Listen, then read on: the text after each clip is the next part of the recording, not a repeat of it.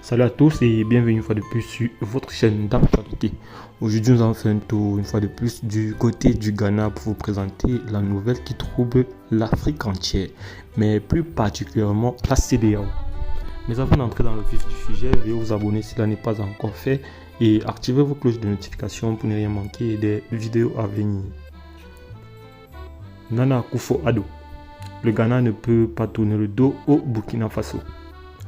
Interrogé par RFI à l'occasion du 19e sommet de la francophonie, vendredi 4 octobre à Villers-Cotterêts, dans le nord de la France, le président ghanéen revient sur le retrait de Ouagadougou, Bamako et Niamey de la CEDEAO en début d'année. Il plaide par ailleurs pour la libération de l'ex-président nigérien Mohamed Bazoum, toujours emprisonné dans son pays après le putsch de juillet 2023. Enfin, Nana Akufo-Addo, qui s'apprête à quitter le pouvoir au terme de son deuxième mandat, se réjouit que son pays sorte de la crise financière.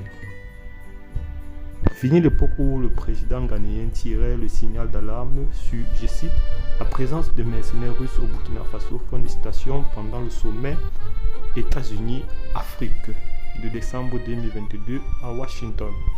Aujourd'hui, Nana Akufo-Addo estime que, je cite, les supplétifs russes ne sont pas très différents des supplétifs français qui les ont précédés au Burkina Faso. Fin de citation.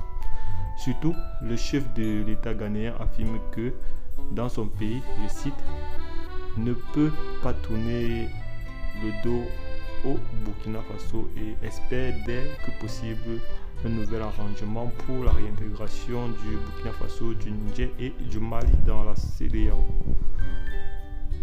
Dans cet entretien RFI, avec une franchise étonnante, le président ghanéen plaide par ailleurs fortement pour la libération du président Mohamed Bazoum emprisonné au Niger depuis le putsch de juillet 2023. Heureuse coïncidence pour ce pays.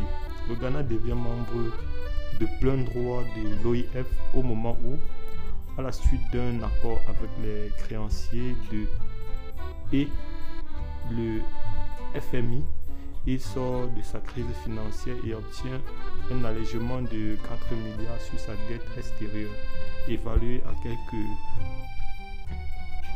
30 milliards de dollars, conformément à la constitution du Ghana. Le président Nana Akufo-Addo s'apprête à quitter le pouvoir au terme de ses deux mandats, et pourtant, il ne regrette rien. Eh bien les amis, c'est tout pour cette petite note. N'oubliez pas de nous laisser